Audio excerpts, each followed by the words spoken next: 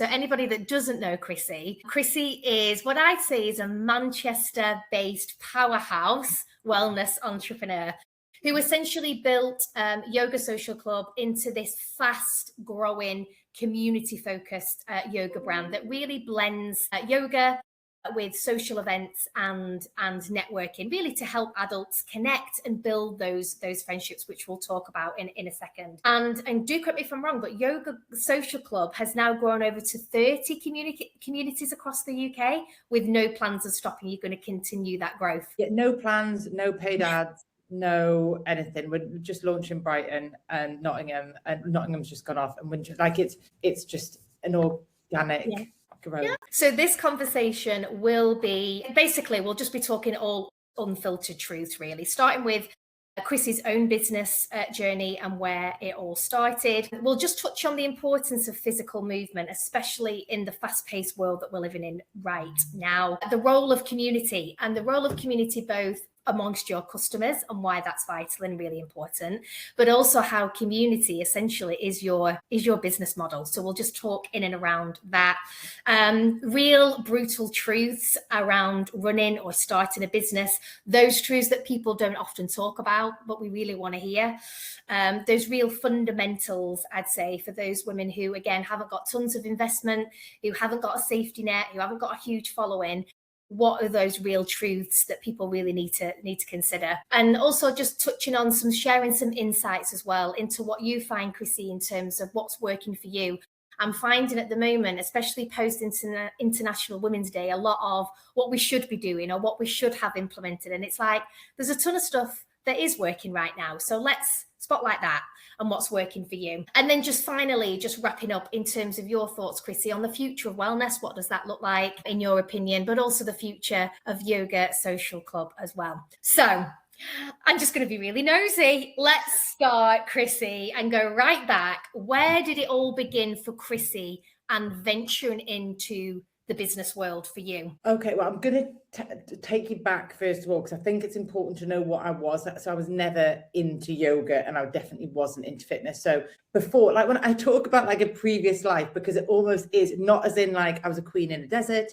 Do you know what I mean? Like not as in like a regression sort of point of view, because that like that, if that's your cool, that's absolutely fine. Yeah. But I'm talking about what I was before I became a yoga teacher, because I think that's really important to my story. So before I started as a yoga teacher, I used to be working prisons with 18 to 21-year-old males when there was the big 2010 Manchester riots on. I was taught in kind of really deprived Manchester schools and Newcastle schools, because I'm a Geordie originally. So my whole background is always working with people that struggle with education and struggle to learn. And I think that's a really interesting way of the way I see everything.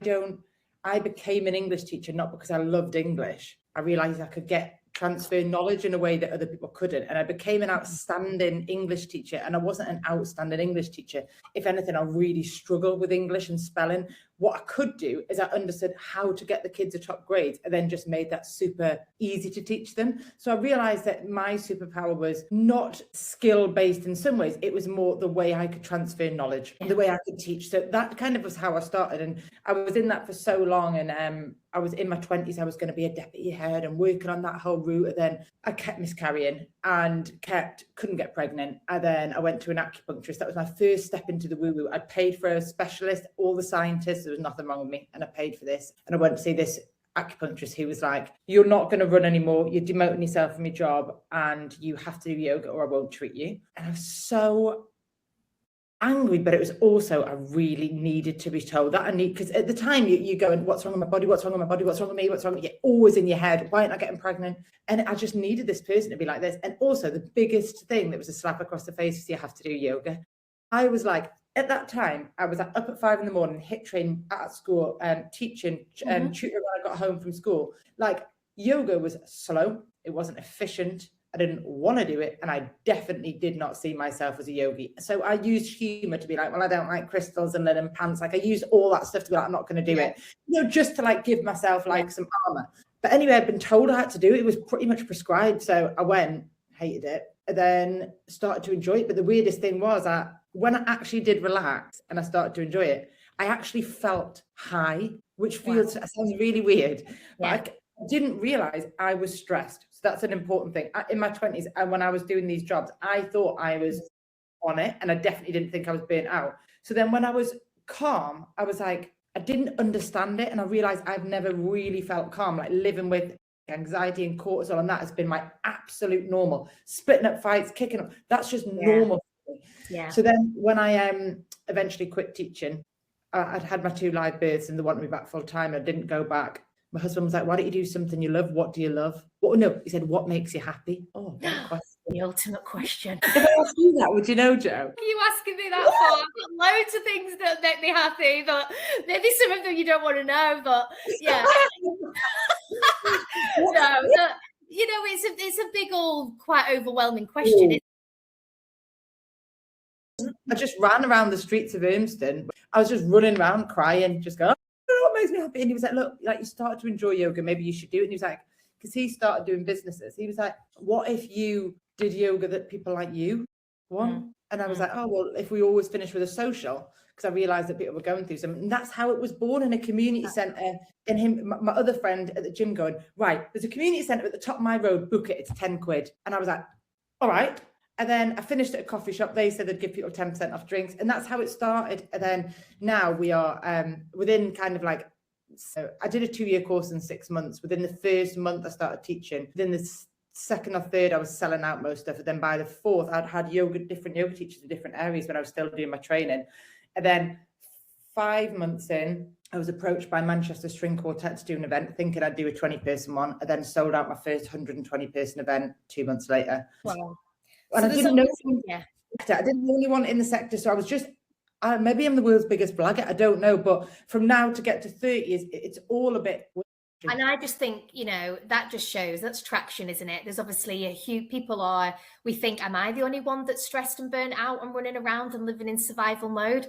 Obviously not. And we'll touch on it in a second, because I do think, as you were saying in your experience in your job, we are running around. I am fucking constantly running around lists, and I've got to do this. Even my husband was like, God, you constantly just do one thing. And I'm like, but there's thousands of things that I need to think about. And I just think people are at this brink of just this survival mode. So coming back to your moment, Chrissie, obviously you was like, it was prescribed. That's so interesting that yoga was prescribed, that if you to get your body in shape, you need to do this in order to ultimately fall pregnant. I thought, because I was so interested in fitness, I thought it was just a different, like, you know, say running's really abrasive. I thought he was just giving me a different exercise to do, because I had no idea that yoga was so much. It was like, and I don't even know how I would describe myself spiritually, but I've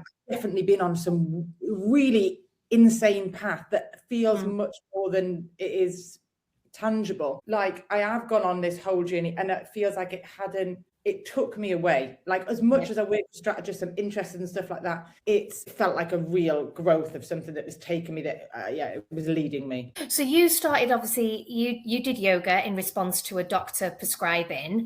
So you started to do this, and obviously, and it just unraveled. I didn't really. Did you know? I did, because A, I do not like being told what to do, and B, I thought it was slow. I was so fast paced. If you're saying you've got a million things to do, going into a yoga studio is literally antithesis of what you're doing. And also, because your body needs it, you're going to fight it. Yeah. So I hated it for so long. I still don't know how I describe myself as a yogi or not, because I am. But I'm like, also realized what I've realized, and for me, is that is my business model. It's people like me that are like, I don't want to go into a yoga studio, but you know what, I will do it above a pub, and maybe I'll have a pint, maybe I'll have an apple ties, who cares? But afterwards I might have a hole in my leggings, but I'm definitely not in a twin set because I've just eaten a kebab on the way. Like, do you know what, it's just making wellness super accessible. I sometimes describe Yoga Social Club as the gateway drug to yoga. Because it's like super accessible. You don't have to do a class pass. You don't have to do anything. Come when you want, love. Have a drink. Let's make some pals, because hard enough, especially when you move into a suburb. How do you make friends as an adult? And if you're at a yoga class, how do you could be sat next to you and go, oh, I think we'd really get along. How do I ask you out for a drink without sounding like it's a date? It's weird. Get rid of those boundaries. So you were like, okay, so you started doing it begrudgingly. Hate this. It's not going to fucking work. Hate it. Blah, blah, blah. But you carried on, you persevered, and you were like, in so many ways more, as you say, than physical, you were like, okay, this is the seed of where I can go. I don't want to go back to that stressful burnout, prison and youth work and everything. Even though you're obviously making a huge impact, you obviously felt I've got a purpose going on here. So just talk me through, obviously you got the moment. And as you said, you started above in a community centre. She was a battle axe as well. I used to go in there and like the energy was completely off. She used to be like, not even say hello to me. I'd be like, hiya love. She'd be like, at this door. And I was in this community. You need to go yoga. Yeah, I should have said that actually. She was, a funny old figure, but she didn't put the heaters on anything. But what I did do is like, I started making it look nice and I just spoke to the community, like what would make it better. Look, I'm still training. I was just super honest. At this point, I didn't know what it was going to be. So I was like, would you like some lights on? I bought this salt lamp. For this. And then I was doing stuff like, write down the affirmations, or I've got these affirmations. So I was just super, like, I was as involved in it and they were as involved in my program as anything. So what is really funny now is all these years on, the people that still come to my massive events, because I don't teach weekly classes anymore, they're the same people that were coming to my weekly classes that we went to, like, did our first R&B playlist together and, went out and drank 3 Hugos afterwards. And like, it's so part of like who I am, the community at the side of it, as well as yoga. And what I found was those were the people that really needed that kind of relax, but they also needed the social. The yoga is so important. You do a lot of healing there, but who's going to talk you through that afterwards? The people that have just gone through something, when you've let your guard down, when you feel calm, when you feel relaxed, when you can be yourself. And that's when it kind of continues and you find these friendships and these really beautiful moments. So you, at that moment, Chrissie, then you were like, okay, I'm onto something here. Did you ever know this is going to be a business? Because at that point, it's see how it goes. I'm enjoying it. I'm immersed as much as they are. Did you think this could be a business, or I want it to be a business? When did it shift? I think that's a really interesting question, because I always treated it as a business. I always knew it was, I'd never treated it as a hobby. So when I was filling out classes early, my attitude to any job I do, this is why I have my own business, is I will work myself to the verge of burnout. And I'm not saying that's healthy. If anything, that's super unhealthy, but I'm aware of it and I'm trying to make steps to not make that happen. But I will do that whether I work for someone or I work for myself. I will just go hell for leather. So when I first started these classes, I was doing social media, and I wasn't on social media because I used to work in prisons and secondary schools. So I asked my friend, I was like, how do you do this Instagram thing? And she was showing me how to do a reel. And she was holding a baby, like breastfeeding a baby, like, Chrissie, a baby's only like 3 weeks old. This is how you do it. I was like, all right. So it was kind of like part of that. And then I just started working with other hospitality venues. And then I started knowing everyone in the area. And it was just, I always treated it like a business, whatever money it made me, but I always put the money back into it. And I would say before I even qualified, I'd already started going for the trademark. Wow. So you just knew you had that. And I think the impression that I'm getting is you knew you had the vision, you had the goal of where you wanted this to go, but how you got there was quite fluid. You were like, I'll speak. Yeah. How we get there, you were quite open. And I think that what I'm getting in very similar is a little bit of audacity. Just ask the question. Do you want to do a collaboration?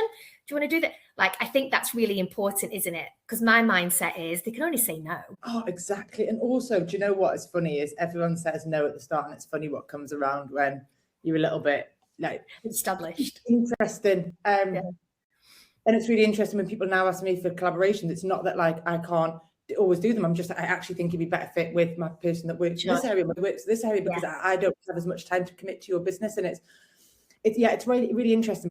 I just think those skill sets, Chrissie, I think, you obviously knew the goal. You had a little bit of audacity. I think when you're starting a business, you can't be shy. You've got to get your sleeves rolled up and you've got to ask the questions, be a little bit audacious, get in the rooms to get the answers that you need, I think. Let me give you a really good example of this. That is so true. And it's so cringeworthy now. I look at it. When I was first starting, I didn't know how Instagram worked, right? So I'd just tag anyone in anything I did, right? So I remember like tagging Manchester Finest. Like, I don't know if you know Manchester Finest. Yeah. It's like, I just tagged them in everything I did. And I was only a yoga class in Irmstead. I tagged them in everything. I asked them to collaborate and everything. I constantly tagged in Manchester Evening News.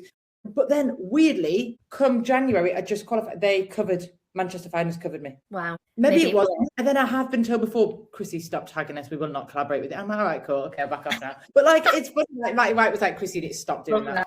But it kind of gets back to that whole of like, I don't really care. Like, I don't mind the hustle, and I don't mind people being like, and I'm going to try hard and I'll get somewhere, because I think anybody that's in this sector is like, if you know it, you're like, oh yeah, they're just trying to get people to know about what they do. That's all it's about. It's about visibility, right? Yeah, I also would say I didn't know where it was going to go. I knew I wasn't going to stop. I was really, what I would say my mindset was, who knows, let's carry on this journey, because I don't know where it's taken me anyway. So let's say yes, there's many opportunities. And managed to find me. Then a month later, I was on, or was it a month before? I was on Good Morning Britain on the set in Roy's Rolls and Coronation Street with some actors talking about the power of community. I hadn't even qualified as a yoga teacher. Yeah.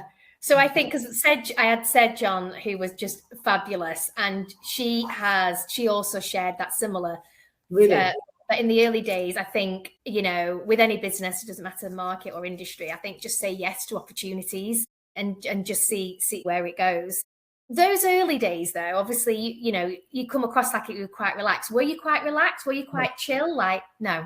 I'll verge on being out again, because I didn't know what I was doing. I was really trying for something. I couldn't afford a strategist or whatever. My husband was in business. He didn't put any money into a business at all, but we talked about business. So I suppose I was talking to someone in that point of view, but I was always so hungry for it that I couldn't, and I was doing everything badly. So I think I was really, and I think some of my friends were like, Chrissie, are you sure you want to do this? Like, you're quite like different. Because at one point before that, I'd been like the NCT mum. I wasn't working for a few years. I had the kids. I was like, who wants to go for dinner, drinks all the time? And I didn't have a job. And that was part of the reason I couldn't sit around those tables anymore with other people being like, this has happened in my day, or I just got this incredible bonus. I'm working with this company. And I was like, well, Felicity hasn't done a poo for 5 days. What am I going to do? I couldn't do that anymore. And I could feel like me that worked so hard to be who I was beforehand, just dwindling and like slapping me from the inside, like, come on, what are we doing here?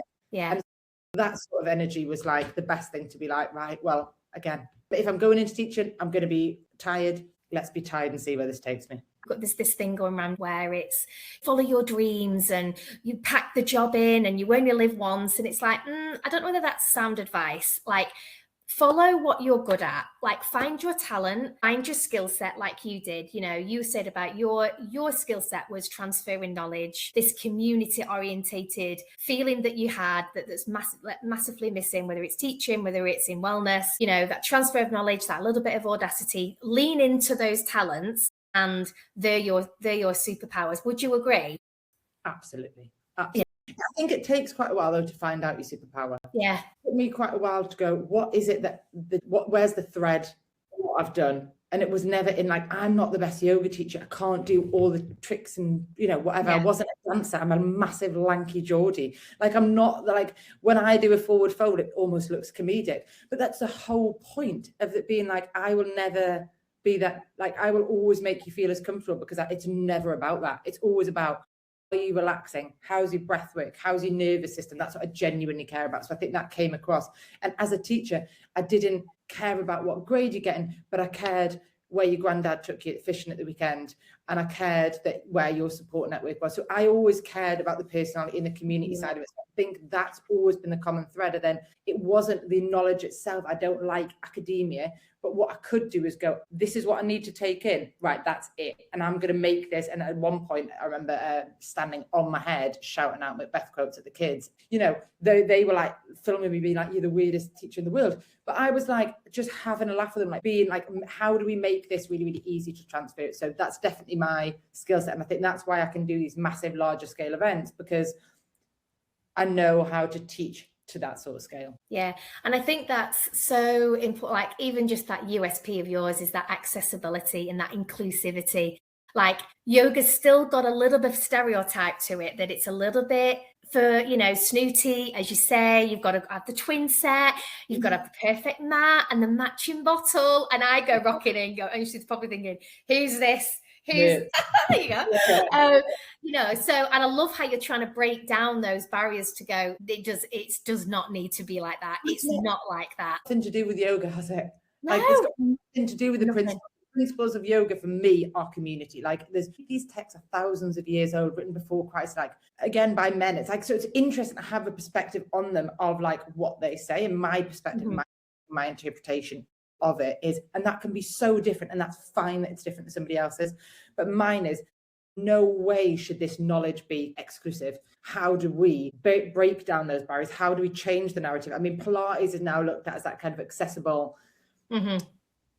way to kind of do similar sort of exercise, but my whole point is that you don't get that kind of more spiritual healing side, which you don't have to also say you are. Like, I don't think I'm hugely spiritual, but I definitely have moments of that when I do yoga, and I can't put my finger on it, I can't explain it, but it's something, I don't know what it is, but it helps me. But I don't think you get that with a fully physical based exercise. So just whilst we're talking about physical movement, so I think and I can relate to this, in this ever overstimulated, fast-paced world that we live in, and we're running around, I think physical movement and prioritizing wellness and your health has probably never ever been more important.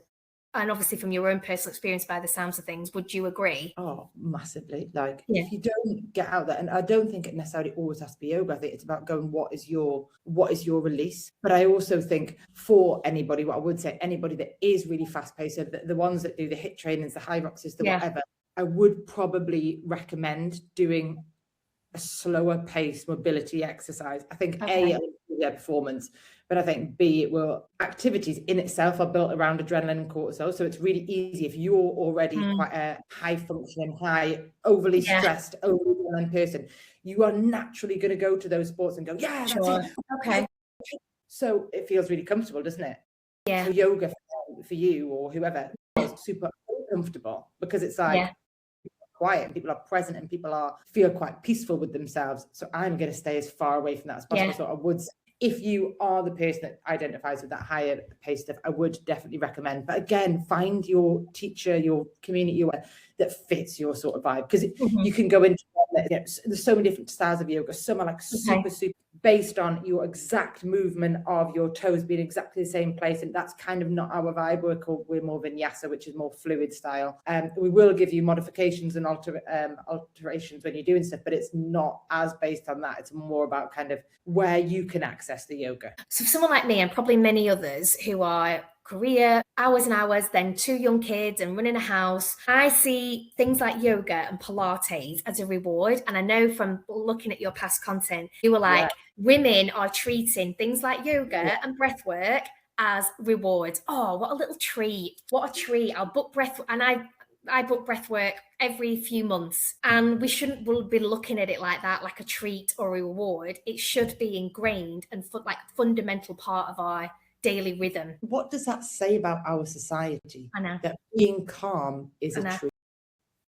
It is wild that that's thought about, and that's why I really enjoy working with people like Manchester Airport Group, Sharp Project, L'Oreal, that book us in for like weekly sessions or whatever, and use us for wellness sessions, because they put them in the middle of the day so people can have the lunch break. They give them a little bit longer lunch break that day, and they get that yoga class in there, and they go back to work calm, steady. Also, you're going to get so much more work done if you're calm. I don't know if you've ever found it, but like if you're running a week and you're constantly you're so frazzled, you can't even work. No. So what's the most important thing is coming down, being calm, having those triggers.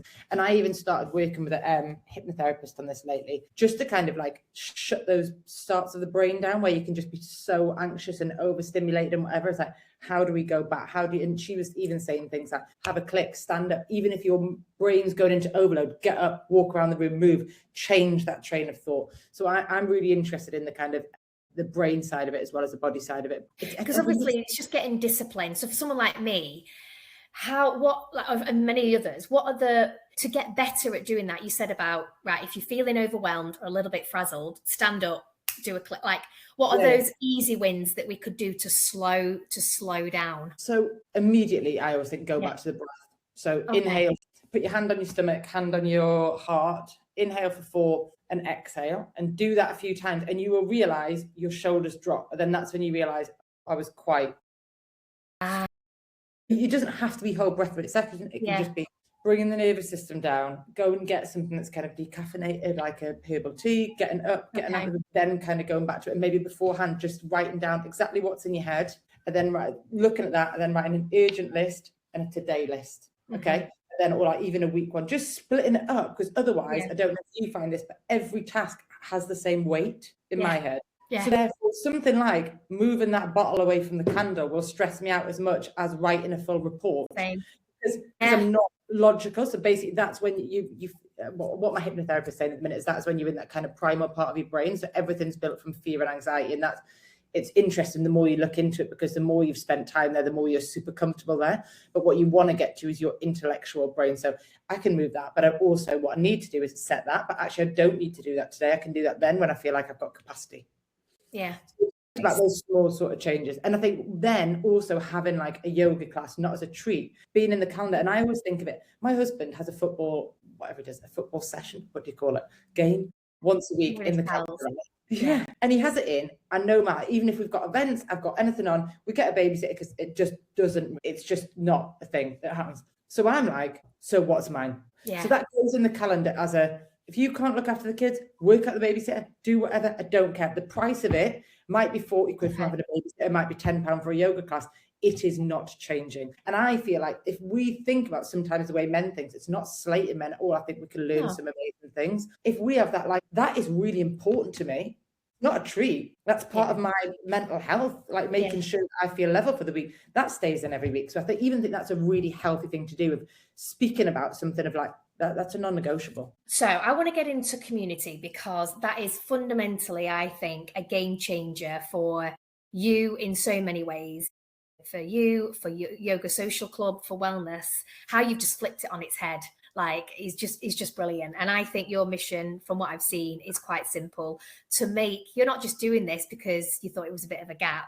You're doing it fundamentally to make the wellness industry better, protecting people in it. I know you've done a lot of work around that. Care over speed, integrity over optics. And lastly, and more importantly, obviously, this community, what you call community over competition. So let's start with community amongst customers, because the vibe I'm getting, and I don't think, this is specific to just wellness either. I think we are just living in a world of loneliness, with remote working still amongst a lot of us. Leisurely nights, Saturday nights, I used to get leathered with my pals. Well, not just Saturday nights, Thursday, Friday, Saturday, Sunday afternoons. That's no more. They're all forfeited for different reasons, but money, families, whatever, people just choosing alternatives. Friendships look a little bit different now, we're a little bit older. And I just think people are feeling more isolated than ever. So you notice this gap, as you were saying before, like people come into yoga classes, not just for physical movement or to have that calmness. It was mainly to meet some friends. And obviously you noticed that. So talk us through the community, what it did look like for wellness, just a little deep dive into that, and why it felt a responsibility for you to change it. Like, hold on, we need to do something here. For me, it was when I was at the yoga class I was at, amazing teacher called Michelle. I was at her class, and she, I had my first baby, and it was a woman that I used to sit beside at the back. I didn't know anybody else in the area. And she was like, oh, I got your number from Michelle. Michelle said I could pass it on really, really nicely. I'd love to come and see you and the baby and take you out for coffee. And I was like, oh my God. Okay. And then her daughter came, that was in like high school around the corner, and her daughter came, and her daughter ended up becoming our babysitter and everything.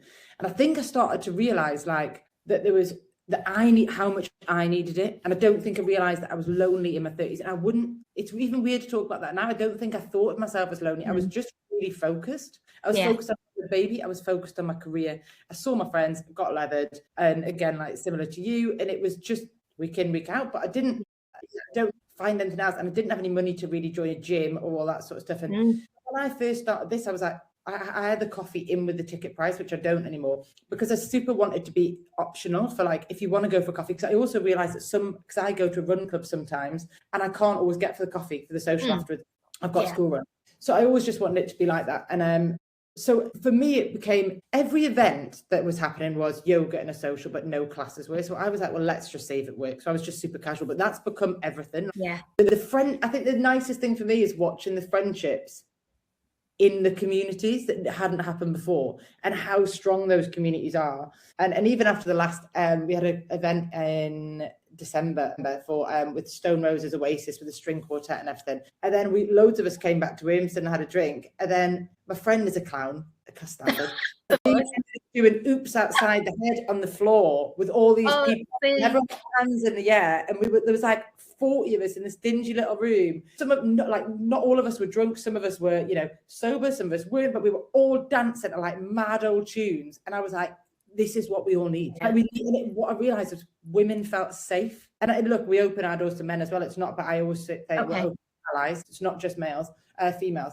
But I think community then I could see that happening. And I also had to realize that you also can't be the centerpiece, Chrissie, because I couldn't do that. I was putting the classes on everywhere. So I had to remove myself and train people how to do that. And then when I started the license model, I'm now having these really insane moments where I'm looking at these whole communities already putting on 40-person events and watching those communities start and the friendships blossom and I'm like, whoa, in like 3-4 months. So community. And I also think like my business model is built on everything like this. I don't charge a massive price. I don't charge a massive franchise rate because I don't feel like that's community driven. I also don't know any yoga teachers that can afford it. And I also don't think it's very yogic to put people into debt. So I'm like a really easy, really super cheap rate where the same price a yoga studio to rent is the same price it is to work and be part of Yoga Social Club. So we're a super accessible price point. And then what we're trying to do is build people up and go, okay, I know how we can bring in some other revenue streams, things that only would happen when you got bigger. Like you can work with brands, you can work with this, or you could do retreats and I'll help you the price and I'll do this. And one of the girls does PR. So then we've got this yoga teacher of kind of 30 odd people. We're all going, what are our skills? How do we help each other? And how do we make it a lot easier? So we're not all having the same.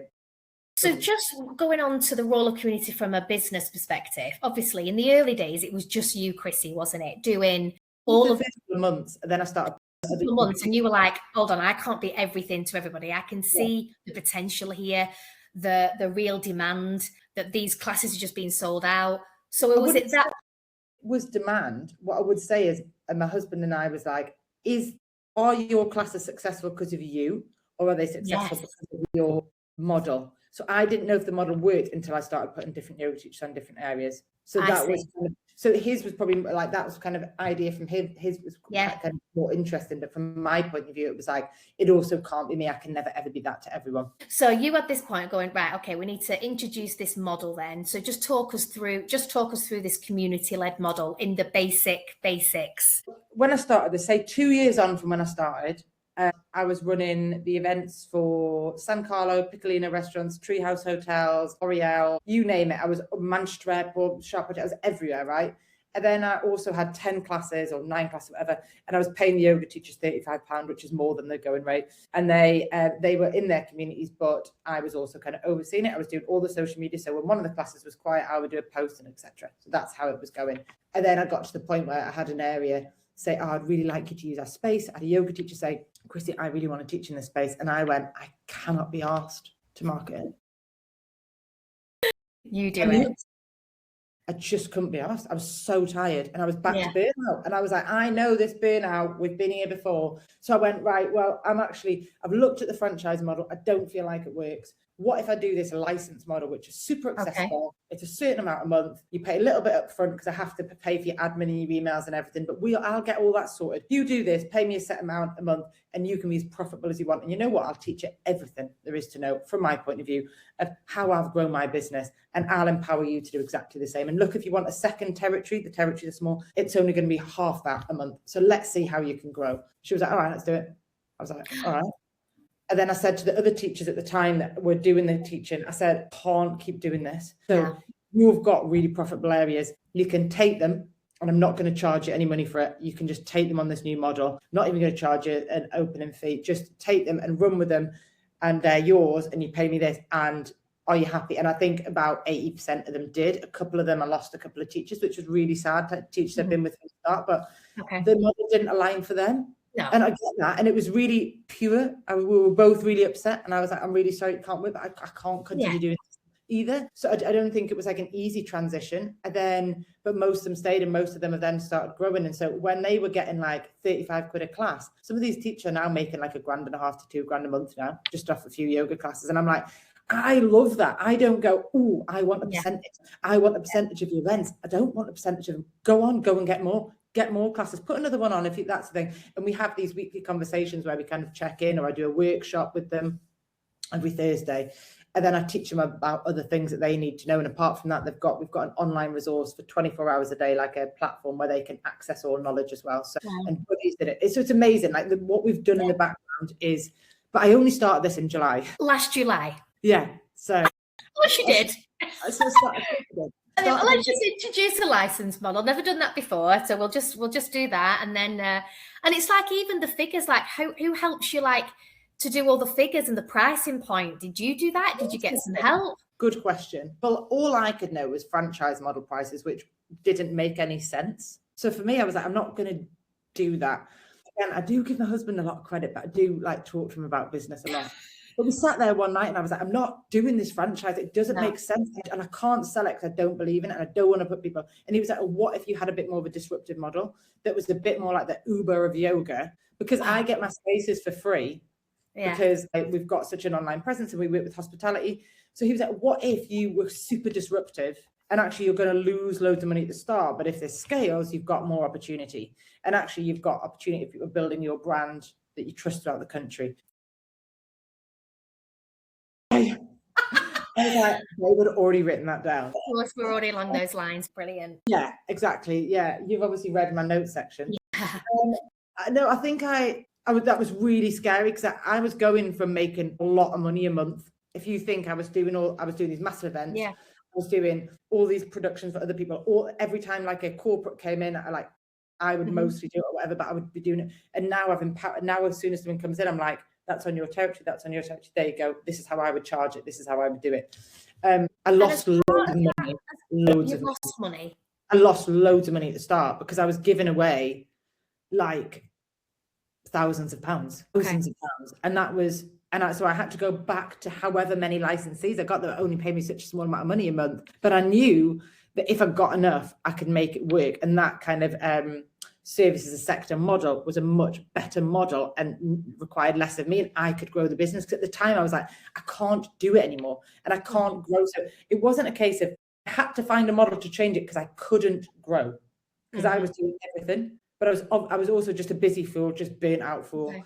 Where this model now, 30 people later, and like that's profitable. And I'm also doing, again, I only do a couple of events a year, and then I'm also working now in conversations with brands. And because of the yoga model, it's worked. So therefore the brands got further afield. So therefore the business is almost worth more, even though I'm still not making as much as I was in my better months. The business itself is probably going to. And finding other opportunities elsewhere when you say about those other revenue streams. As part of the licensing model then, these yoga smaller independents or these teachers, they take the yoga brand, do they? They take your brand and they use that. And, you know, because your brand is all about disruption in yoga, and you know it's all about that inclusivity and that more relaxed and fun and community. Did they take all of that? I'm not going to tell them to teach a pigeon flow and this is your playlist, because I just don't agree. Like your community in Bury is going to be completely different to Alderley Edge and completely different to Urmston. I'm not telling you what to do because I don't know your community. So I'm quite loose, and it's a lot of trust in my yoga teachers and leaders to be like, I trust you to represent my brand. Look, we've had some that haven't worked. We've absolutely had some, even since July, that haven't worked. Just on a basis of it just didn't have the right mindset for me, and it just wasn't the right fit from both parties. So we've had that already, but then we're also at 30 plus, and I'm watching them now, and some of these people have got like 4 or 5 locations. So they're seeing the money in it and going, well, I'm doing this already, so I may as well take the town next to me before somebody else takes it. So that's also how there's been quite a lot of growth. But yeah, it's amazing. It's amazing to watch now, but I would say it's not easy. The pricing of it was really hard because I had to lose money on I really hope that I could grow it. So the pricing was difficult, disruptive, and it wasn't probably like, I've spoke to quite a few financial people and they're like, that's quite a stupid idea in some ways. And I'm like, but I've got 30 people in so many months. If win the long game. Win the long game. And do you know what? I'll learn along the way. And I'm so open with our community leaders and where we learn, and like their assets that they build up, their community and their Instagrams are all part of Yoga Social. They're representing our brand, and how beautiful that I also let them absolutely be themselves, because it wouldn't work if I took away everyone's wings. I don't want this to be a really, corporate. I just don't want it to be the McDonald's of the yoga world. If anything, like, I want it to be yoga is completely different, and let's celebrate that. I mean, kudos to you, because you could have, done the conventional way, Chrissie, and this is the way it's always been done. And, I can make tons of money doing it this way. But you're like, no, I'm going to flip it on its head. I'm going to be the disruptor. And I'm going to lose loads of money. But you obviously got your eye on the long game. And it's like, okay, so I've lost, but I know that where this is going to take me, it'll come back twofold. Like will materialize, and those opportunities and those financial opportunities will come elsewhere. I think I've got it from looking at these first few models of like some of my yoga teacher has already set up, that they weren't really true reflection because some of them had already been set up by me. But when I had this first one in Worsley, she started doing it. So she had 14 mats that she could put out on a Sunday. She sold out every Sunday from July. She, off one yoga class once a week, she makes £560 a month. From one yoga class, where really she was way, so every Sunday that class has made her that much money. And she gives a tiny percentage to me, like tiny. So she's still making a lot of money, £400 and odd a month still. And so she's going then, right, okay, this is really great. So then she started doing a secondary, then she started buying more areas, and she's already ran a first 40-person event. And she texted me mid-January being like, Chrissie, this is insane. I've already made £1,600 in a mid-January. And she's like, I can't believe it. So it's not that only these stories.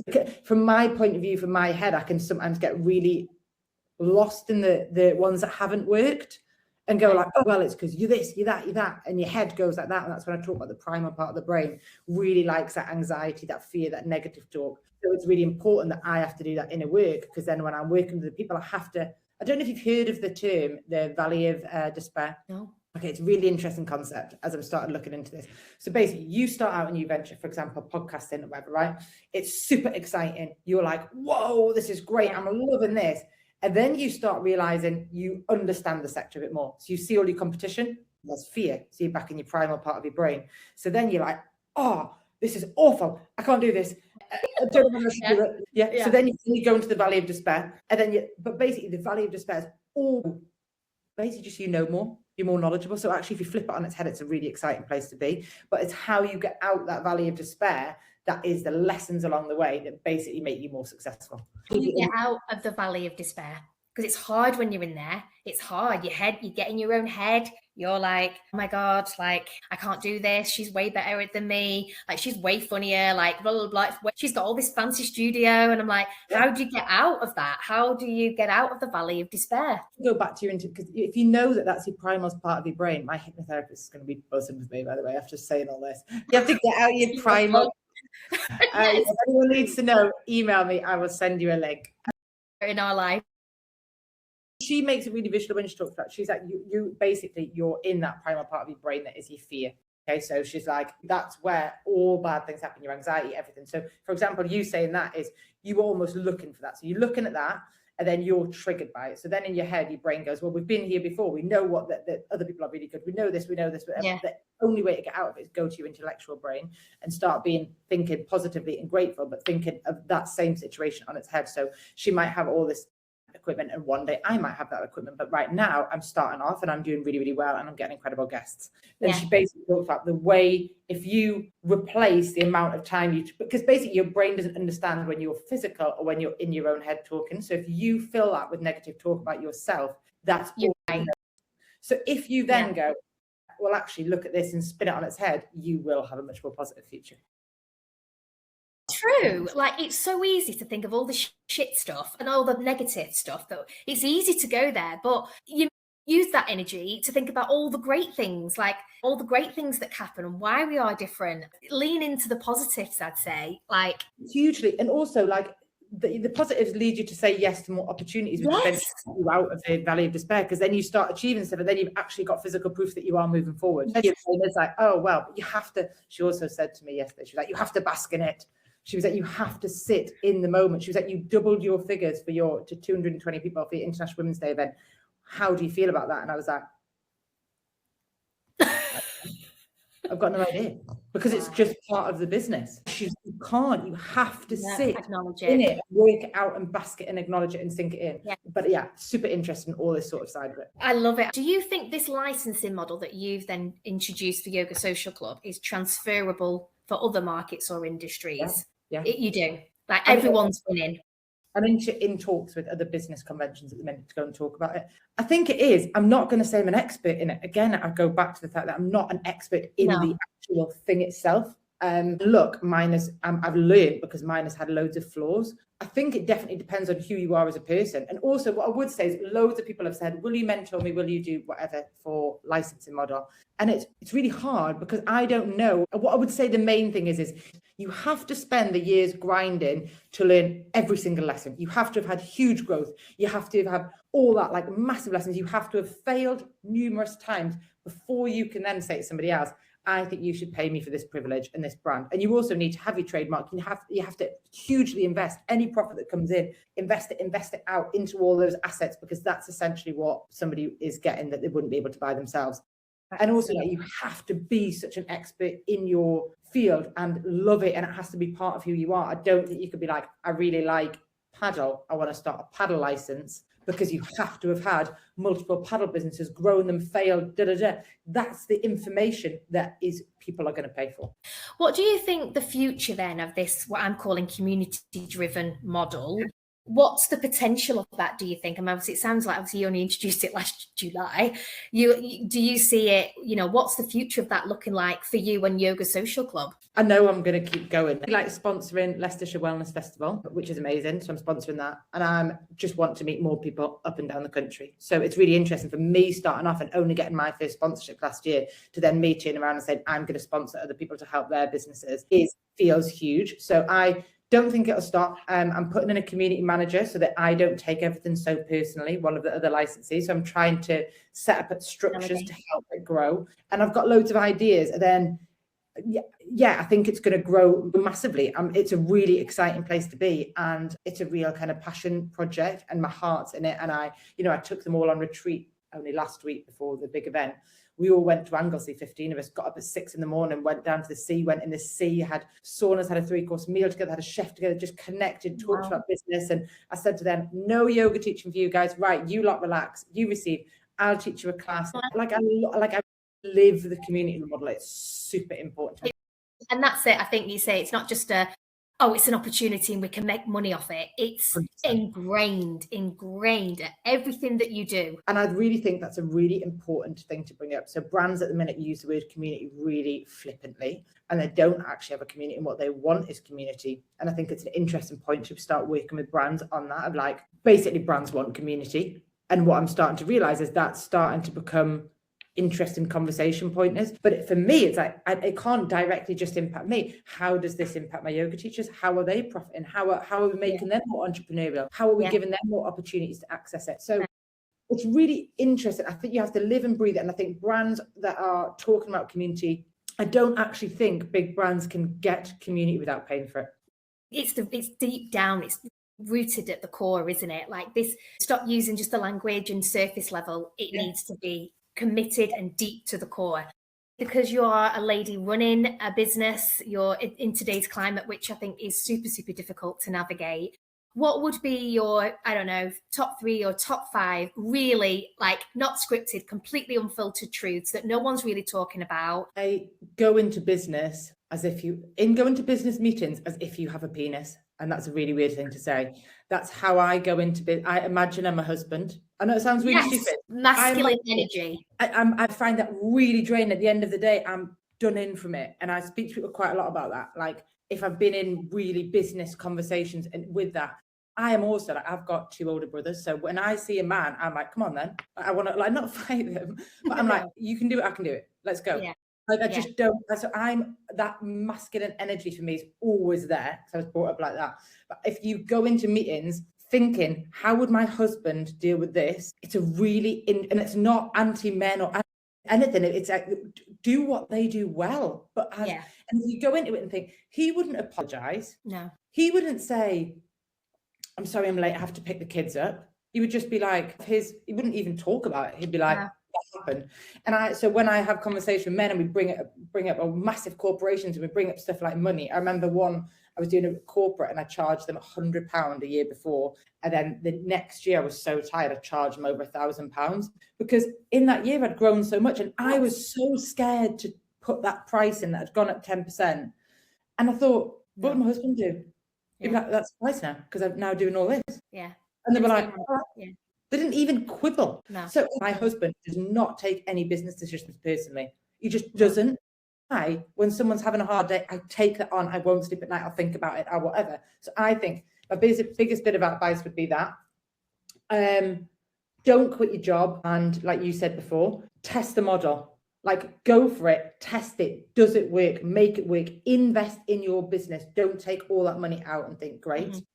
Do a bit of healing work and like work out what your actual values are. What are your, like when I said like my skill is being able to transfer knowledge, I didn't know that. I didn't know what my skill was. After 2 kids, I was like, I've got no skills, everyone hates me.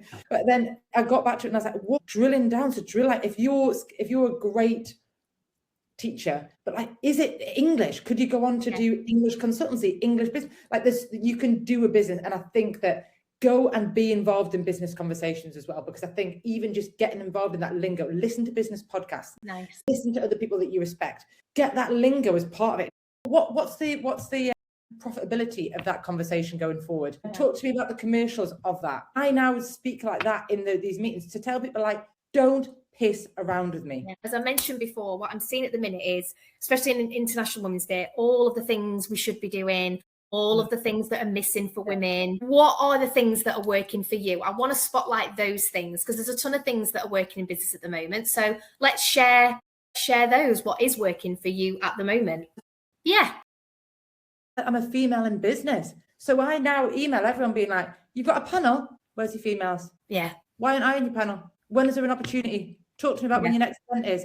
I say to people, other people that are running events, and I'm interested in more public speaking. So talk to me about the events you've got coming up. Who do you know that you could introduce me to? I'm so like, being a female can also be a huge, huge positive. Sometimes being a white male isn't the best thing in the room. Sometimes being a female, maybe that's northern, a bit gobby, that's got something to say, is like, for example, I was speaking to one of the female directors, Alex, she's amazing, of Microsoft.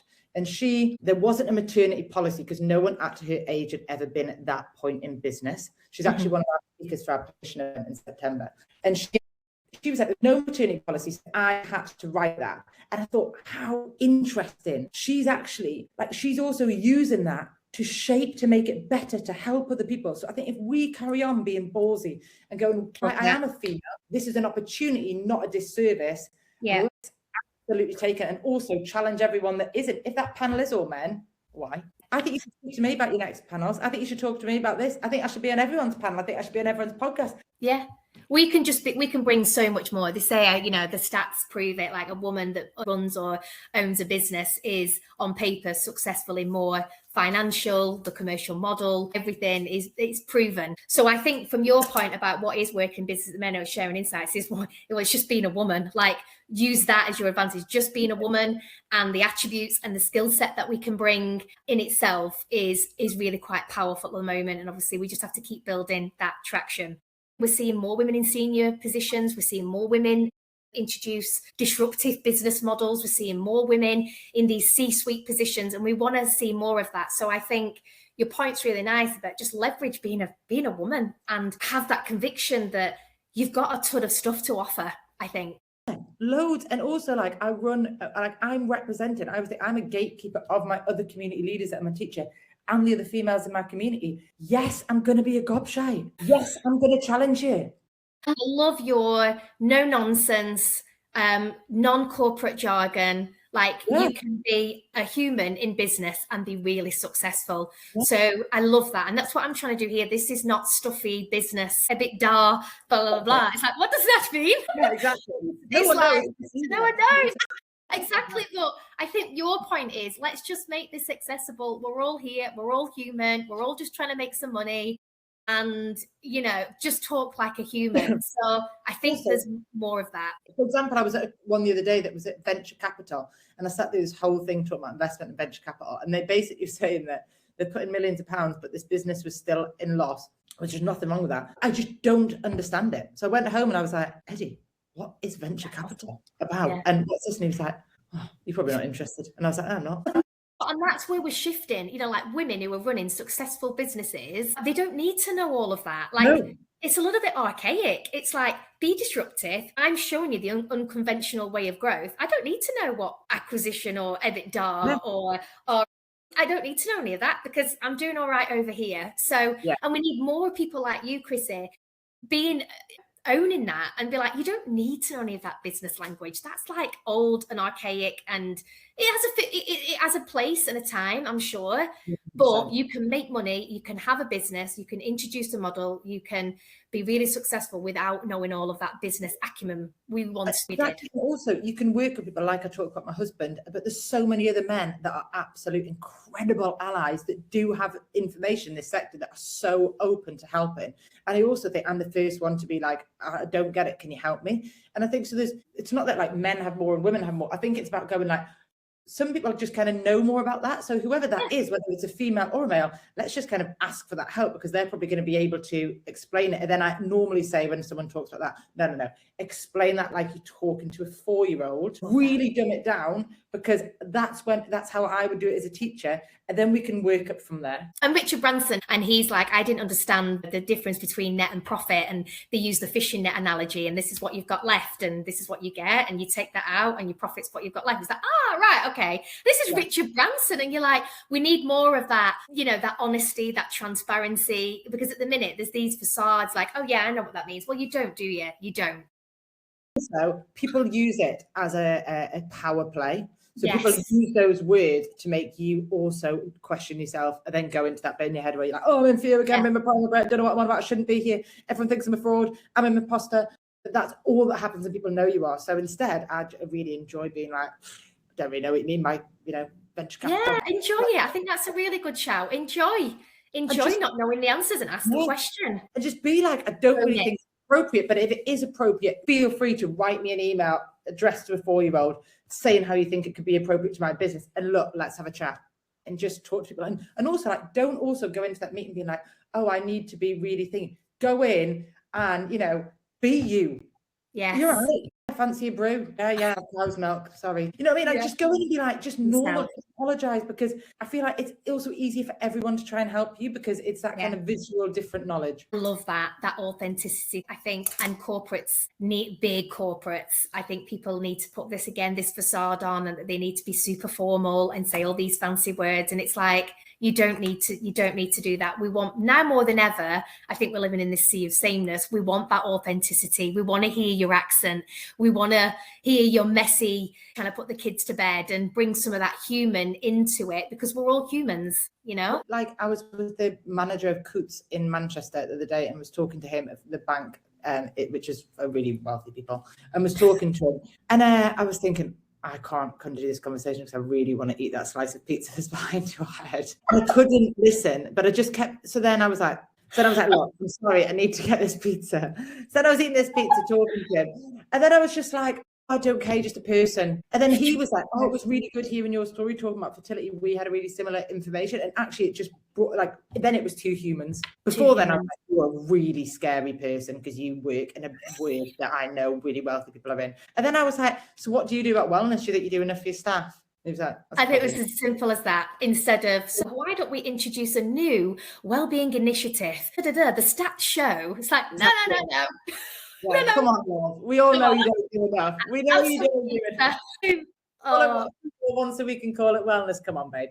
You know better than that. So it's call out. Be normal as well. Be normal. Be yourself. Be you. Even in business, and watch the magic happen. I know that's true. The more I'm myself, I'm northern, I'm cheeky, and I find that when I lean more into that, the magic happens.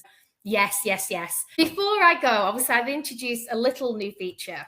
The lovely Anna Jones, who you run commission events with, has shared a few words with me. I just thought, business is hard. The world we're living in is fucking brutal right now. And it's hard. And I just feel we all need to stick together a little bit. Tell each other now how amazing we all are, how good we're all trying, and how proud we are of each other. So I've got a few words from Anna. Women or something in this bookcase, and I'm like, so from a few words from the lovely Anna. Dear Chrissie, I'm going to cry. Keep believing in yourself, as you've built something special with an incredible community, and this is just the start.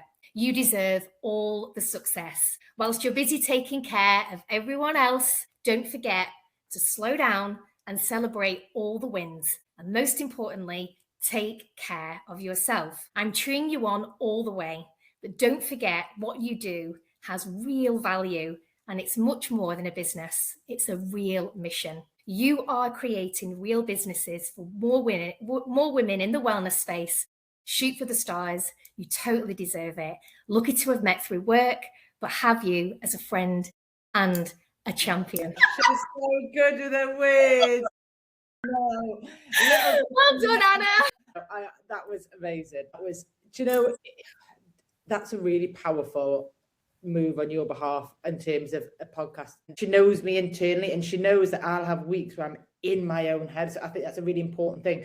I can come across all cheeky and chappy and business, but I'll have weeks where I'm in my own head and I'm my own worst enemy and I can't get out. And the people that know me properly know that that's exactly where I can get to. So when she's saying look out for yourself, I know she means because it's really important that you do. And I think that's when we talk about wellness not being a treat, having it in the diary, also doing work on yourself, whether it's a hypnotherapist or a therapist or whatever it is you're doing, do those things to understand yourself more and be kind to yourself, because otherwise in business, especially, you will always push the goalpost. Yeah, always. Because that's how we're built, isn't it? We always want more. We always want to, I've done that, next. And it's like sit in what you have done and just listening to those words. Obviously, you have accomplished so much in such a short amount of time. And I cannot wait to see like Yoga Social Club is just going to take over the world. And, you know, but it's more than just yoga, as we know, and just lovely sound bites, you know, lean into your skill set, own your authenticity. Don't be somebody who you're not. Like test the model, live the values. Don't just be a whim and I'll make a quick buck. It's all of this lovely stuff is just amazing. No, Chrissie, I honestly, I can't wait to watch your journey. Thank you so much. Thank you so much, Jo. Bye.